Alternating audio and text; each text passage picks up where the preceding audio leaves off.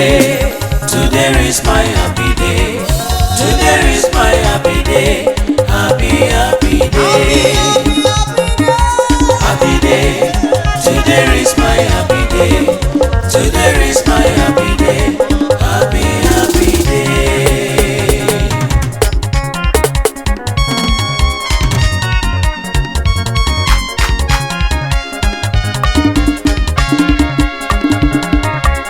Happy day, Jesus has made today to be what He is. For me, everything is turning around.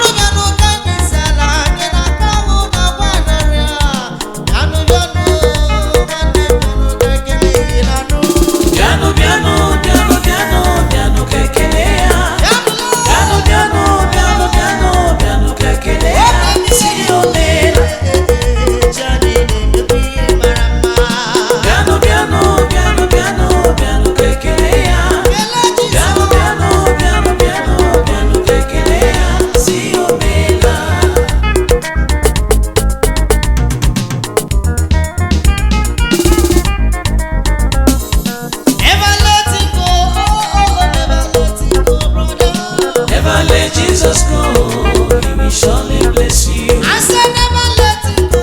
Oh, never let it go. Never let Jesus go, He will surely bless you. In the time of your trouble, never let it go. Never let Jesus go, He will surely bless you.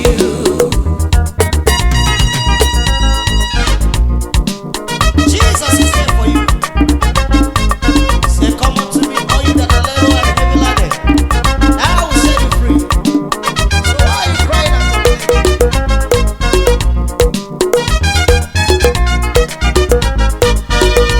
In your time of trouble, call Jesus. Answer you, brother. In your time of distress, call Jesus. Answer you, sister. Stop complaining and stop crying. Jesus is there for you any day, anytime. He said, "Come unto me, all you that labor and heavy laden, and I will set you free and give you new life."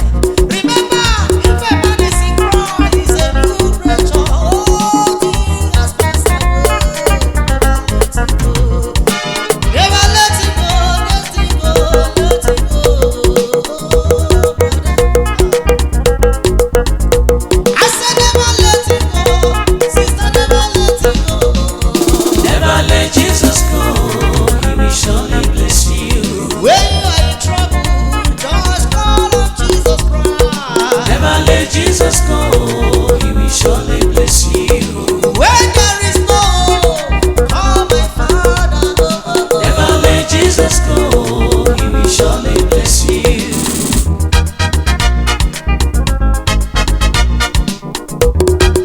He is the creator of the whole universe. Mighty man in battle, bless your name. For your goodness and mercy in our life. I will never forget the story about Jacob. I will never forget the story about Jacob. Jacob is a man you bless so much. For his mother womb, you bless him.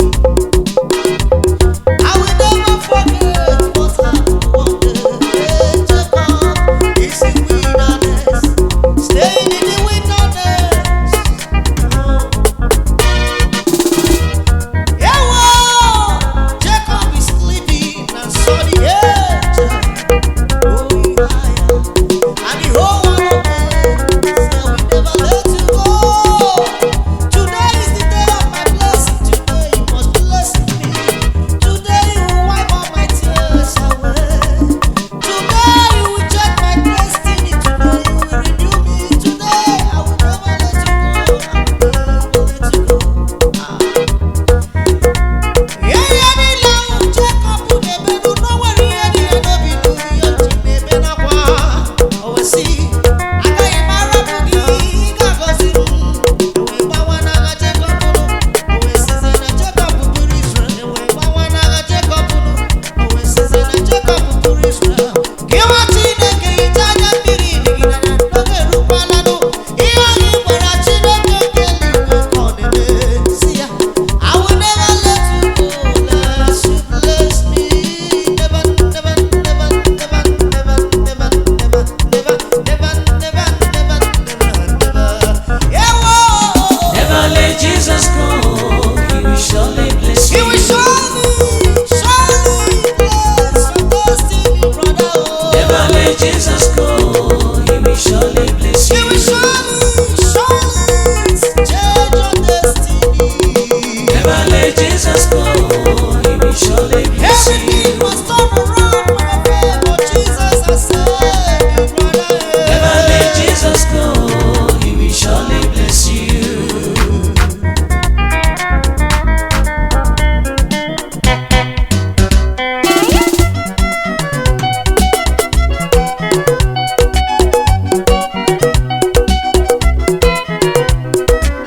Sepu pake wenofe, na ukaka mado.